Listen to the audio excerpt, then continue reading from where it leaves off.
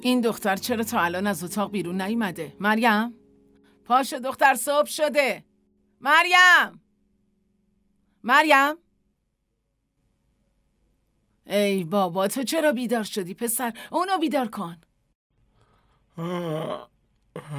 چی شده؟ برید خودتون ببینید. داره توی تب میسوزه. چجوری تب کرده؟ من چه میدونم. همه یه شب بیدار بودم و پاشویش کردم، اما تبش یه درجه هم نیومد پایین. پس الان چی میشه؟ امروز سر کار نمیره؟ همین دلیل شب تا صبح بیدار بودم تا تبش کم بشه و بتونه بره سر کار. هر کاری کردم اما نمیدونم چرا تبش اصلا کم نمیشه. باید ببریش دکتر، چاره ای نداری. اگه اینجوری مریض بمونه که نمیتونه سر کار بره. دیروز رفته پیش دکتر. دکتر گفته باید 3 روز استراحت کنه. ماما بفرما. خانوما راحت استراحت میکنه. این کارای خونه چی میشه؟ شما نگران کارهای خونه این؟ اینجا من نگرانم که حقوقش کسب بشه. به اینش فکر نکرده بودم، اما تو نگران نباش. حالا ببین یه کاری میکنم یه روزه حالش خوب بشه. اون فردا سر کارش میره، فردا میره سر کار. حالا میبینی. خیالت راحت باشه. تموم شب و نخوابیدم.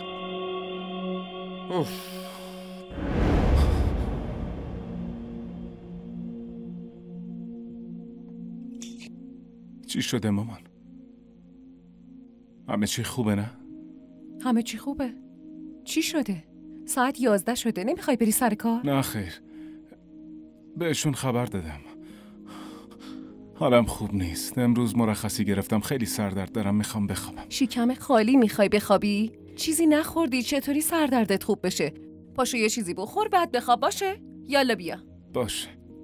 تونستیم به خاله حرف بزنی؟ همین که بیدار شدم زنگ زدم، اما خب. اما چی؟ اما هنوز خبری نیست.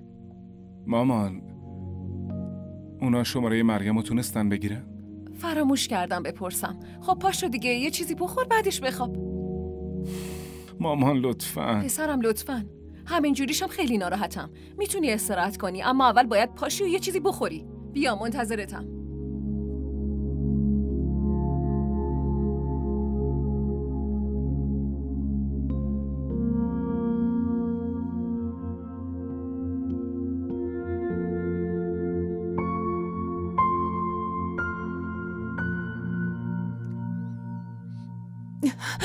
چی کار داری میکنی؟ پاهاتو ماساژ میدم، اینجوری حالت زود خوب میشه. احمد، من حالم خوبه، تو نگران نباش، به فکر من نباش. نه بابا، چرا به فکرت نباشه؟ ای وای، ببین بچم تو یه روز صورتش لاغر شده. ای کاش وقتی اومدی بهم میگفتی، منم نمیذاشتم کار کنی، میفرستادمت استراحت کنی. آره راست میگی. تا اومد این بیچاره رو فرستادیم تو آشپزخونه. فقط یه نفر مهمون بود، از بیرون غذا می آوردیم. بیخیال، ولش کنید مامان، اشتباه کردیم دیگه. خب دخترم، من برات سوپ آوردم، خودم بهت میدم بخوری. احمد کمک کن بشینه. خودم سوپو میدم بخوری. بیا عزیزم. نه عمه جون، نیازی نیست، من خودم میتونم بخورم. باشه. ممنونم.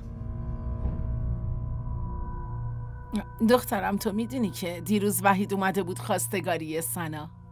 سریع باید خوب بشی دیگه، چون باید بری خونه‌شو ببینی. و در ضمن میدونی دیگه همه تدارکات عروسی سنا رو تو باید بگیری. بله. سوپ تو بخور عزیزم. احمد تو یه لحظه با من بیا. چشم. ببین بازم دارم تکرار میکنم، همشو تموم کن، استراحت کن. باشه؟ بریم. تو با هم بیا. بریم.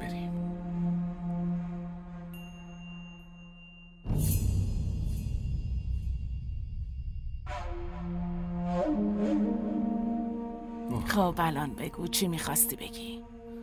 این دایی اعصاب بر من نذاشته، پشت سرم همش داره زنگ میزنه.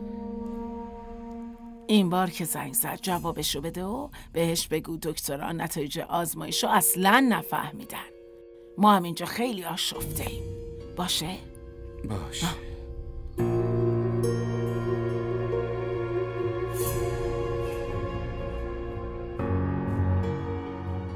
نه احمد، انشالله که خدا خودش کمک میکنه. تو هم صبر و تحمل داشته باش پسرم. آره برو پسرم، برو. چی میگفت؟ چی میخواست بگه؟ بیچاره آشفته است، تو بیمارستانه. حالا آبجی خوب نیست. کاش من الان میتونستم اونجا باشم. کاش میتونستم به آبجی کمک کنم. حداقل میتونستم کنار احمد باشم. جمال، میگم خونه ما چی میشه؟ این چه حرفیه که داری میزنی؟ توی این شرایط در مورد پول باهاشون حرف بزنم؟ تو هم عجب زنی هستی ها.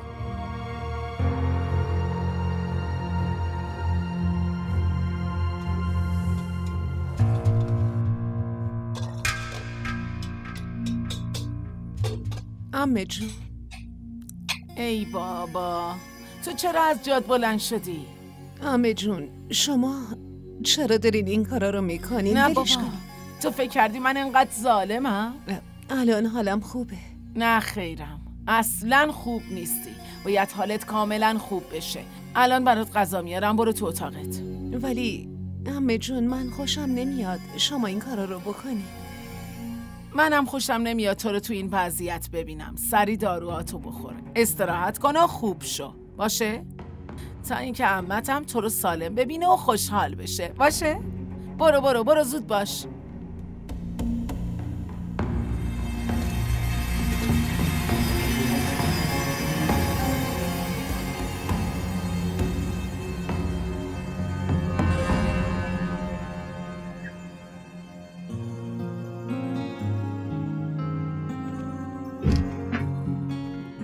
بیا بفرمایید.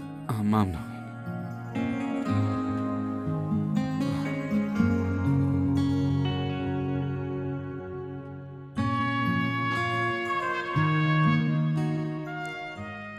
خوبه، قشنگه، اما یه خورده کوچیکه.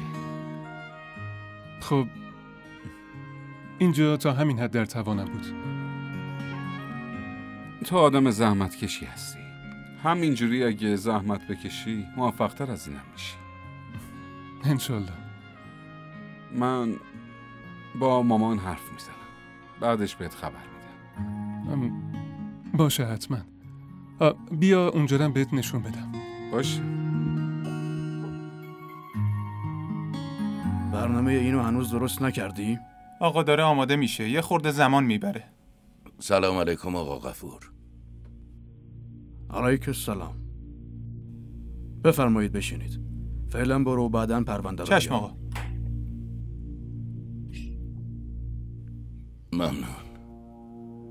من خیلی وقته که بیرون منتظرتون بودم.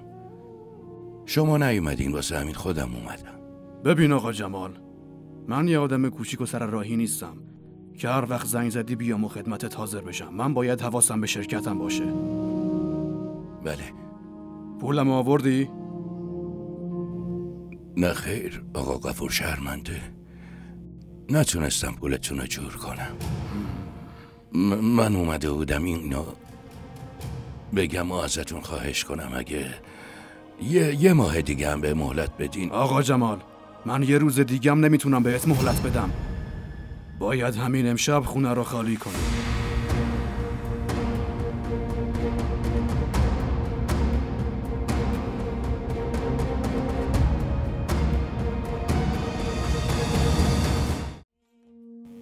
نه خیر آقا غفور، شرمنده نتونستم پولتون رو جور کنم. من اومده بودم اینو بگم و ازتون خواهش کنم اگه یک ماه دیگه به مهلت بدین. آقا جمال، من یه روز دیگه هم نمیتونم بهت مهلت بدم. باید همین امشب خونه رو خالی کنی.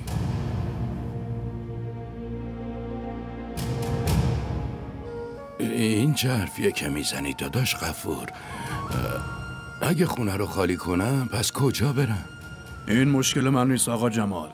من میدونم این مشکل شما نیست، ولی ممکنه یه راه حل دیگه هم داشته باشه.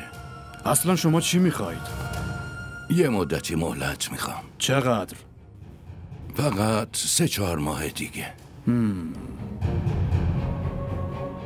باشه. خیلی ازتون ممنونم. این لطفتون رو هیچ وقت فراموش نمی کنم. اما آقا جمال، تا وقتی شما بدهی تو پرداخت نکنی باید هر ماه 30,000 روپیه به عنوان اجاره خونه بهم بدی. بله؟ بله. دیگه میتونید برید آقا جمال.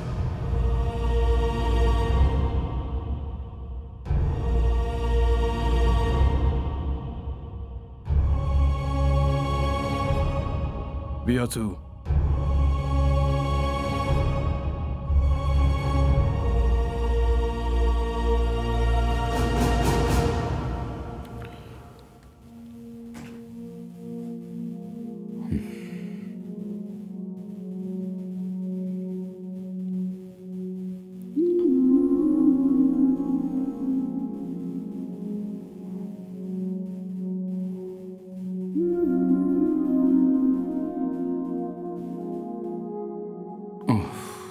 خدا رو شکر تبش پایین اومد. فقط یه روز مرخصی گرفت. از فردا باید بره رستوران.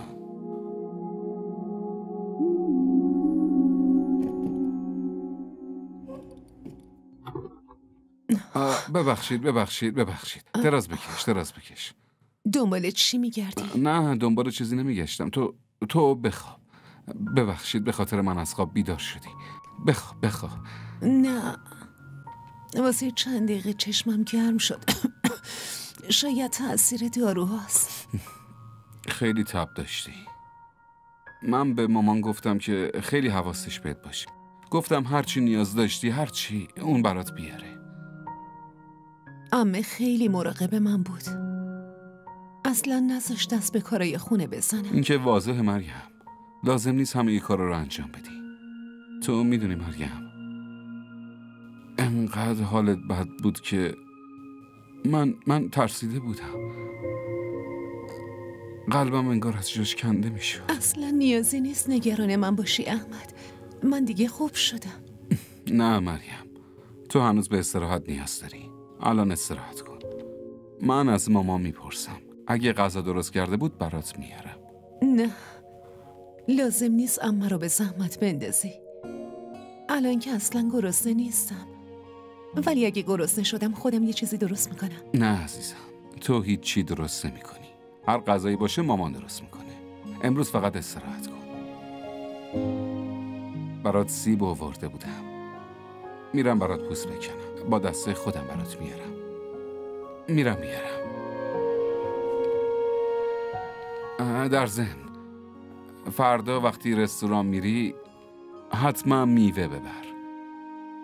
من برای شما خانم خوشگلم میوه خریدم. الان میام.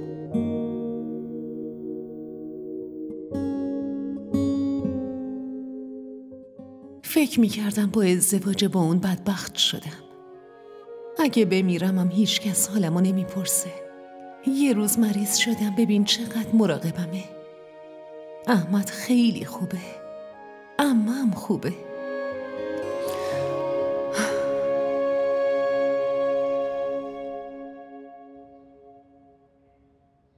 خودت که نگران بودی هیچ، منم نگران کردی. جمال ما هر ماه 30,000 روپیه رو چطوری بدیم؟ مجبوریم یه کاریش بکنی. باید این پولو بهش بدیم چون دیگه مهلتی نیست. گفتنش راحته اما خدایی نکردی. چی کار میکردم خب؟ چی کار میکردم؟ در به در میشدیم با تو و دخترمون آواره خیابونا میشدیم. خدا نکنه. باشه اصلا هر ماه اون 30,000 روپیه رو بدیم. اما تا کی؟ بعدش چی میشه؟ نمیدونم. خدا بزرگه. هرچی خدا صلاح بدونه همونه. من با مریم حرف میزنم. بهش میگم تا اون با روش خودش با احمد حرف بزنه. من مطمئنم احمد تا بشنوه فوراً پولو میفرسته. به هیچ وجه با مریم حرف نزن. شاید احمد خوشش نیاد. اگه ناراحت بشه چی؟ اون اینجا شرایط ما رو دیده. خودش درک میکنه که شرایط مالیمون چجوریه. در این مورد با آبجی جان حتما حرف میزنه. ریحانه من فکر نمی کنم اون در این مورد بدونه. اگه میدونست حتما با هم حرف میزد. من مطمئنم که دخترمون آبروی خانواده‌اش رو حفظ میکنه. اون نمیتونه که توی اینجور مسائل دخالت کنه. دخترها وقتی خونه شوهرشون برن مشکلات خانواده خودشونو که به اونا انتقال نمیدن. خب این مشکل باید یه راه حلی داشته باشه نه؟ نمیدونم.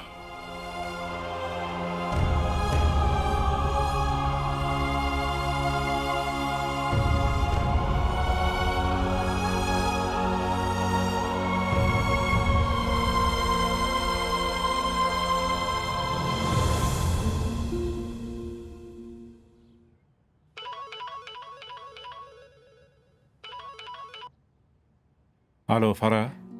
داداش عرفان، میخوام باهاتون حرف بزنم. خب حرف بزن. نه پشت تلفن نه. فرح همه چی خوبه؟ هیچی خوب نیست داداش عرفان، شما لطفا سری بیاین. باشه، تو نگران نباش، من میام. باشه، خداحافظ.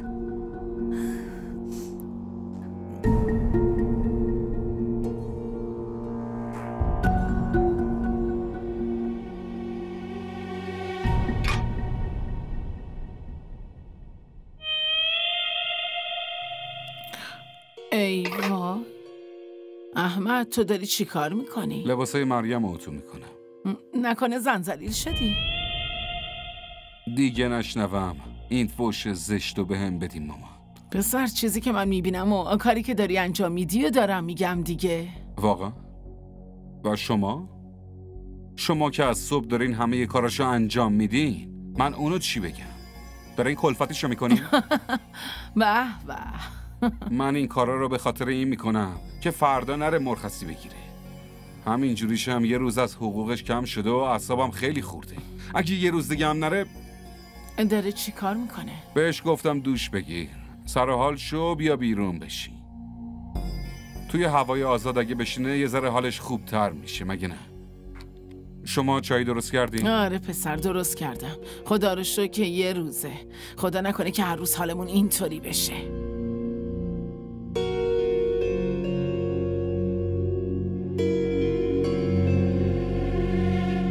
خب بگو چی میخوری؟ من برای غذا خوردن نیومدم اینجا. ولی من به خاله و شوهر خاله گفتم که تو رو برای نهار میبرم. داداش عرفان فقط یه بهونه بود.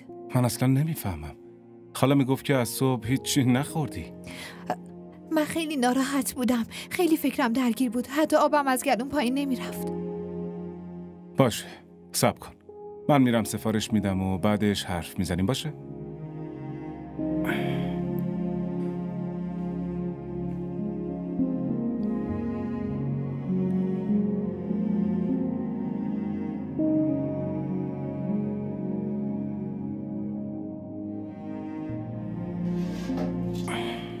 خب الان آروم باشو، به هم بگو مشکل چیه.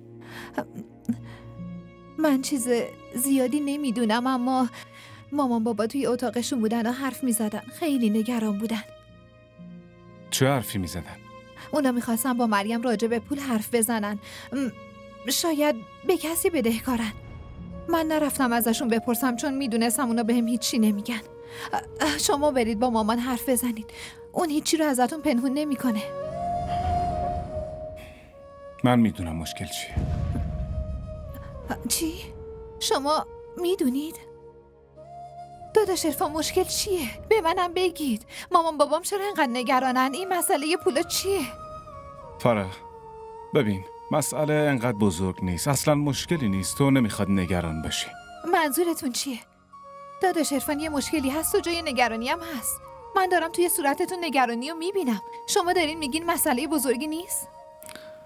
فرح قصه اومد. وای من خیلی گرسنم شده بود. ممنون. خب بفرما، این برای تو، اینم برای من. زود باش شروع کن دیگه. بخور دیگه. به من بگین مشکل چیه؟ فرح اگه خاله و شوهر خاله اینو بهت نگفتن پس منم نمیتونم بهت بگم. داداش عرفان به من بگین. فرح نگران نباش، من خودم میرم با خاله حرف میزنم. تا وقتی نگین مشکل چیه من همینجوری نگران میمونم. به من اعتماد داری؟ پس آروم باش. حالا غذاتو بخور.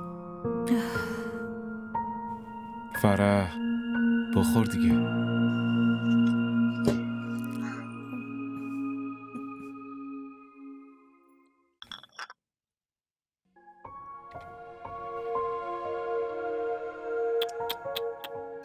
فقط یه روز مریضی چقدر تو رو لاغر کرده. دعا میکنم دیگه هیچ وقت مریض نشم. چرا؟ از پرستاری ما خوشت نیومد؟ تو یه روز انقدر به من رسیدین. اگه 3-4 روز دیگه مریض بودم نمیدونم چند کیلو وزنم زیاد میشه. آره راست میگی. ببین برات شیر آوردم. بشین، راحت اینجا بشین. بیا بشین عزیزم. بفرمایید. احمد، راستش 3 روز به هم مرخصی دادن. میشه فردا بریم همونجا که دفعه قبل رفتیم؟ من اونجا رو خیلی دوست دارم. تو عقلتو از دست دادی دختر؟ مگه نمیدونی برای یه روز چقدر از حقوقت کم میشه؟ احمد چی؟ من دیوونه بودم که شب تا صبح و امروز ازت پرستاری کردم، بعد میخوای فردا هم مرخصی بگیری؟ تو فردا میری رستوران، فهمیدی؟ حالا هم این شیر رو بخور. سر کار نمیره.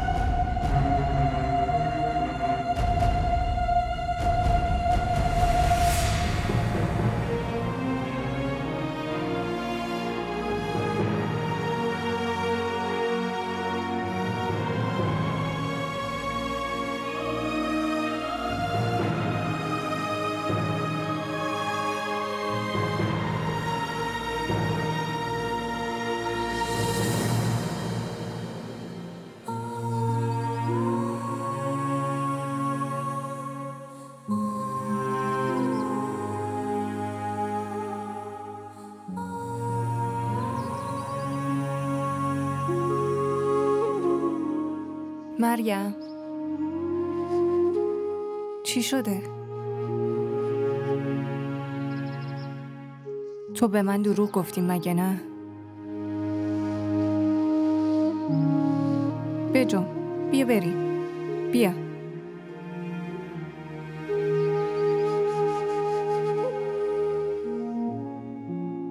30,000 تا در ماه باید بدی؟ به جز این چاره دیگه ای نداری. من فکر کرده بودم اگه با مریم حرف بزنم همه چی درست میشه، ولی شوهر خالت نذاش حرف بزنم. تازه منم دیشب نشستم و فکر کردم که چرا مریم رو ناراحت کنم. این مشکلاتیه که داریم میگذرونیم. دخترها نباید در این مورد بفهمن.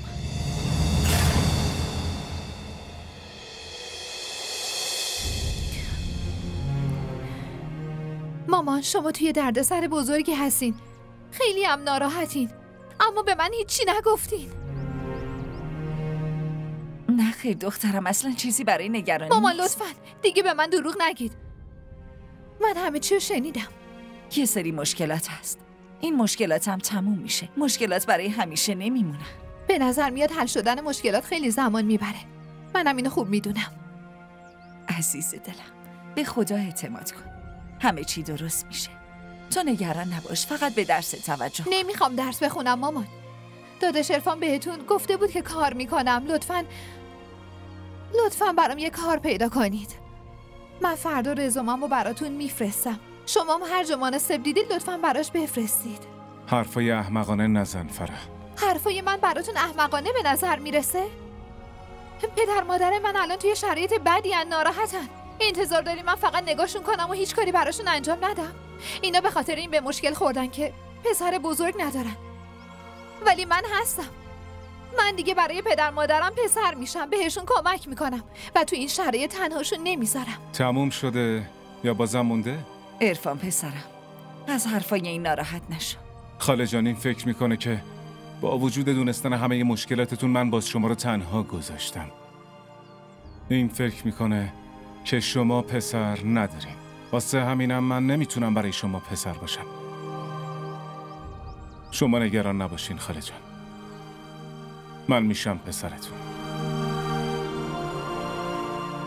و من شما رو تو این شرایط تنها نمیذارم. الان دیگه با اجازهتون من میرم.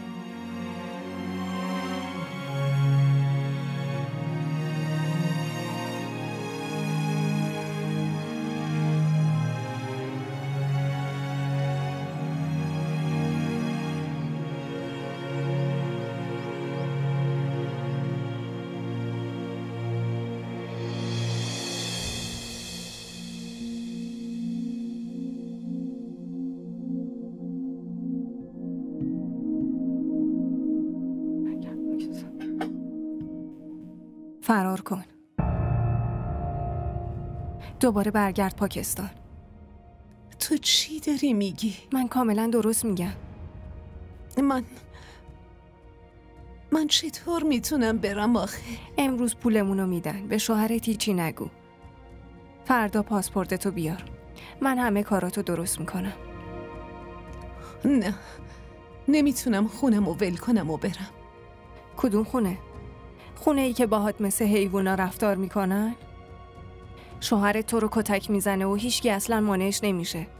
بعد تو نمیخوای اون خونه رو ول کنی و بری؟ انقدر احمق نباش مریم. تو دختر تحصیل کرده ای هستی. نسبت به ظلمی که بهت میشه واکنش نشون بده. سواد و تحصیلاتم، تربیت پدر و مادرم به هم اینو یاد داده که من غمم و دردم و درون خودم مخفی کنم. نمیخوام خانوادم از مشکلاتم اذیت بشن. جلوی اونا نمیتونم اشک بریزم. مجبورم بسوزم و بسازم. جلوی مامان بابام باید بخندم. فقط باید بخندم. خوشحال باشم. نمیتونم واقعیت رو بهشون بگم.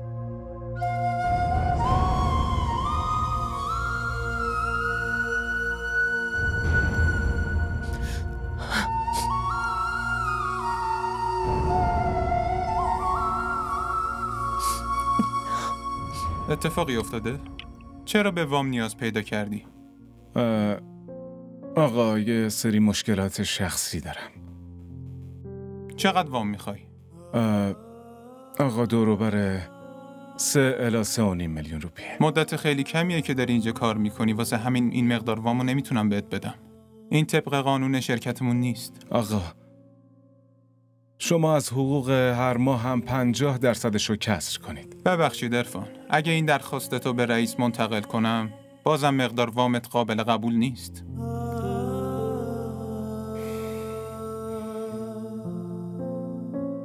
ممنونم آقا.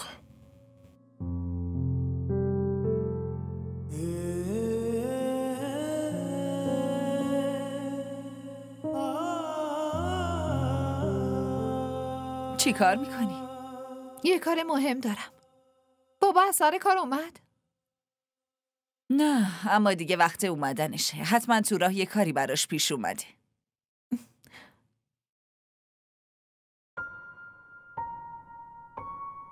مامان، یه چیزی بگم. آره بگو عزیزم، چی شده دخترم؟ مامان به هم قول بدید اگه من یه کار خوب پیدا کردم مخالفت نمی کنید، مانعم نمیشید. مانع شدن یا مانع نشدنم هیچ فرقی نداره دخترم. تصمیم آخر رو که بابات میگیره و فکر نمی کنم اجازه بده بیرون از خونه کار کنی. مامان، من خودم بابا رو راضی میکنم. شما نظرتون رو به هم بگین. راستش رو بخوای منم با کار کردنت موافق نیستم. چرا مامان؟ چرا برای دختراتون محدودیت قائل میشین؟ چرا فکر میکنید دختراتون از پسرها بی دست و پاتر و ضعیفترن؟ خدا نکنه. من یا بابات هیچ وقت همچین فکری نکردیم. نه براتون چیزی کم گذاشتیم، نه به شما دوتا خواهرها بی‌انصافی کردیم. بی‌انصافی نکردید مامان، اما امروز خانواده به هم نیاز داره. من پا پس نمیکشم. به شما و بابا کمک میکنم. لطفاً مامان با هم همکاری کنید. ببین دخترم، تو و مریم اگه از ما جون هم بخواین بهتون نه نمیگیم، ولی اگه شما دوتا تو و مریم توی درد سر بیفتین اینو دیگه نمیتونیم تحمل کنیم. مامان شما و بابا هر جور که شده باید قبول کنید که برم سر کار. این ممکن نیست که هرچی تو بگی ما هم قبول کنیم. یاد بگیر که به بزرگترات اعتماد داشته باشی. امروز یه عالمه حرف باره عرفان کردی. اون غریبه نیست، پسر خواهرمه. حرفای اون امروز منو امیدوارتر کرد. امروز برای اولین بار حس کردم که من فقط 2 دختر ندارم، بلکه یه پسرم دارم. شما نگران نباشید مامان، من ازش عذرخواهی میکنم. ولی مامان اونم حقوق بالایی نداره. چطور میتونه اون همه پولو جور کنه؟ اگه فردا پس فردا به خاطر ما توی درد سر بیفته، اون وقت میتونید اینو تحمل کنید؟ من بابا رو برای کار کردن راضی میکنم. اگه ممکنه شما با هم موافقت کنید.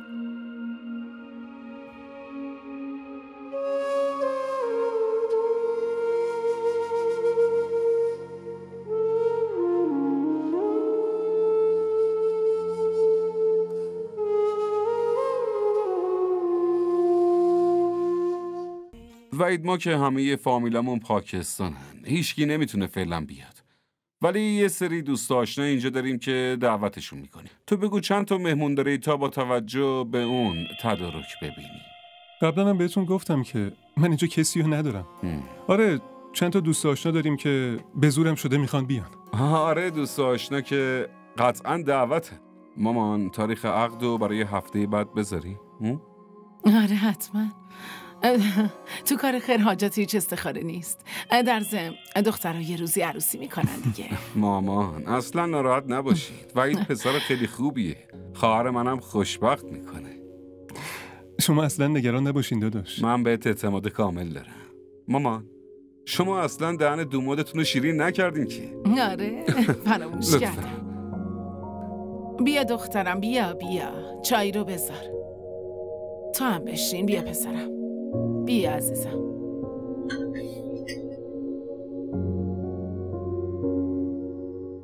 داداش زندلاشمون خونه نیست؟